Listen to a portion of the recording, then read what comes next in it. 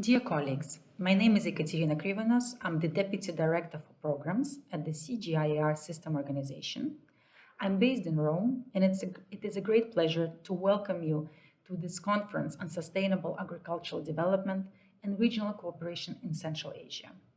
I really wish that we could meet in person and discuss the many challenges that the world is facing today, and Central Asia too. I have been to Tashkent many times in my previous work at FAO when we were supporting the Uzbek government with the analysis linked to WTO accession process and also on agricultural modernization through investment as part of the World Bank FAO cooperation.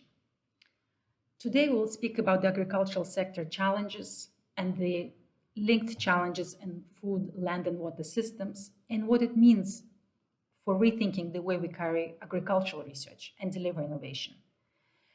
What is the current situation today in food systems? Well, driven by economic and agricultural productivity growth, humanity has made great progress in reducing poverty and food insecurity over the past decades.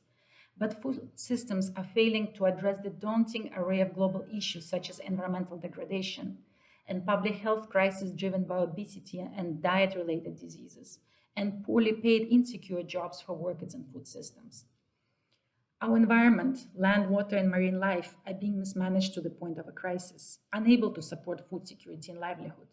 The list is quite long. We have global warming, extreme droughts, deforestation, degradation of soil, water pollution, the loss of biodiversity, but also spreading disease like zoonosis, and also increasingly antimicrobial resistance. At the same time, poverty, hunger, and malnutrition remain high.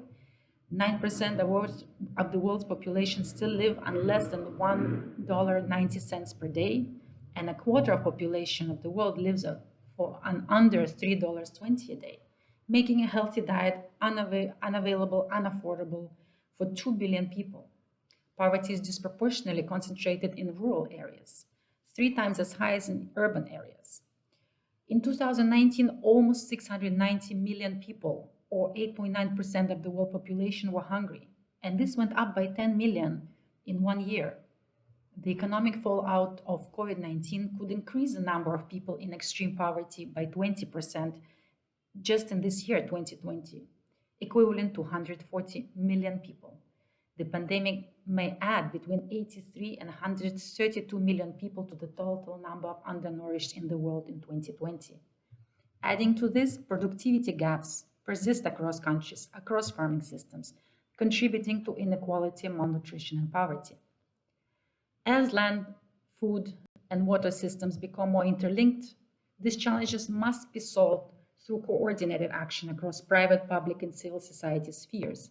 And these actions must be evidence-based. We must use science to transform food systems.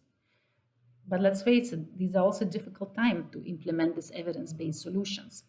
The rapid globalization in the 1990s and 2000s were accompanied by important progress in international cooperation, and these are now facing major challenges. World trade volume has been already sluggish since 2007-2008 financial crisis, and now it's expected to fall by 9% this year. And it's not only a consequence of the global recession, but also a result of trade tensions and crumbling global trade architecture.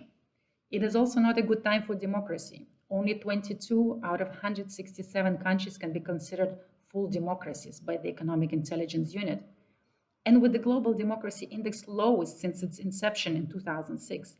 So these are some really worrying trends. We are finding ourselves in a difficult situation. So what does this mean for agricultural research? Well, 3 things. One, we must focus more on understanding fragilities and building resilience. Disruptions can happen very quickly. We have to target risk management in food, land, and water systems in a world where the climate crisis and emergence of new diseases demonstrate that rapid change, shocks, and tipping points are the new normal. The COVID-19 pandemic demonstrated how closely interlinked the risks in food systems and societies are. Just think about zoonotic epidemics that link human, animal, and environmental health. It has also shown that economic recession, disruptions in food marketing systems, and changes in prices can happen very quickly in reaction to external shocks, becoming major drivers of food insecurity, with vulnerable groups, including women, youth, migrant workers, and poor urban populations most at risk for falling into poverty and worsening nutrition. So we need to consider vulnerability to multiple risks in food systems, and this includes both zoonosis, degraded ecosystems, climate shocks, market swings, political upheavals, and migration, and how this vulnerability can be turned into resilience by reducing exposure where possible, building human and societal capacity to react and respond, and making our forests, water, farming, land, food systems, markets healthier to withstand shocks. Two, we must focus more on multidisciplinary research. So technical excellence in separate fields is no longer enough.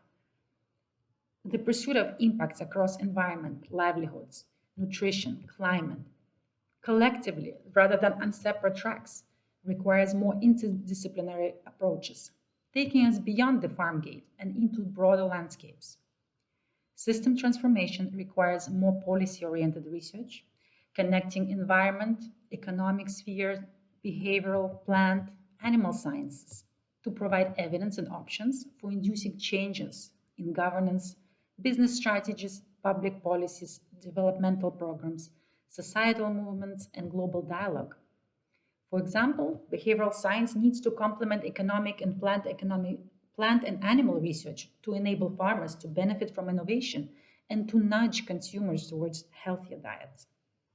Number three, we need to generate scientific evidence on multiple transformation pathways that are appropriate to different contexts. We need to elevate contribution of research to development. And for that, we must work across different partners to ensure uptakes. We must think outside the box on how to engage, what kind of tools are appropriate in different settings. So we have to scout as researchers for different entry points, look for champions at different stages in different parts of the value chain, and really make sure that research contributes strongly to developing capacities and then feeding into policy engagement. Not one size fits all, so we need both sustainable intensification and agroecological approaches, for example. These need to be adapted to the huge diversity of agricultural land and water systems. Both local and regional global markets are important. They both need to be developed and made more inclusive. So research should really contribute to current and future debates with scientific knowledge and different options for change. These policy options need to come with clear benefits, costs, risks, and distributional effects, and they need to inform the trade-offs and the drivers of policy effectiveness to direct the use of limited financial resources towards programs and policies with highest returns in terms of boosting productivity, enhancing incomes, reducing poverty, improving food security. Central Asia, like the rest of the world, is continuing to face many risks, and these both global and regional risks are linked to climate change, and of course with management of water resources remaining a critical issue in Central Asia, and economic growth, commodity prices uncertainties. Of course, also Central Asia is facing external vulnerabilities linked to the political and economic conditions and trade relations with the major trading partners. This is Russia and China. These will continue to play a major role in the development of the region.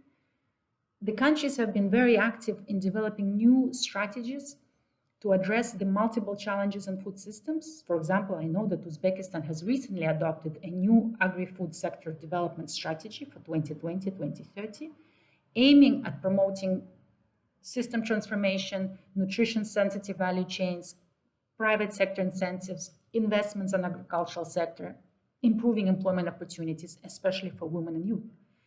So research must inform the policy measures for the better use of scarce public resources to make sure that these strategies are implemented and they really deliver to improve the welfare of the people and safeguarding environment. So what is CGR doing in this challenging context, in this very complex global situation? Well, as the world's largest global agricultural innovation network, CGR brings evidence to policymakers and agricultural stakeholders, providing an unrivaled mix of knowledge, skills, and research facilities to respond to emerging development issues. We have partnerships with more than 3,000 partners across the globe. These include national governments, academic institutions, international bodies, private companies, and NGOs. The wealth of experience and knowledge and innovations span 50 years. And investment in CGI research generates returns of 10 times the amount invested. This is the new report that came out last week, has these numbers. And now, as part of One CGR, we're undergoing a dynamic reformulation of CGR human and operational capacities, partnerships, knowledge, assets, and global presence, aiming for greater integration in the face of these interdependent challenges that the world is facing. To achieve our mission, science and innovation that advance transformation of food, land, and water systems in a climate crisis, we work with our partners to deliver multiple benefits and transformative change across 5 SDG-focused impact areas. And these are focused on 1, nutrition and health and food security; 2, poverty reduction, livelihoods and jobs; 3, gender equality, youth and social inclusion; 4, climate adaptation and greenhouse gas reduction; and 5, environmental health and biodiversity. So for our partners, CGR will be more accessible and easier to work with, both locally and globally, providing a one-stop shop to access all of our global capacities and capabilities. We will also be better positioned to respond to local priorities and engage more with local private sector and value chains and governments. So we look very much forward to this continued cooperation between CGR entities and Central Asian innovation and policy institutions and researchers, and we wish you a very productive and exciting conference. Thank you and goodbye.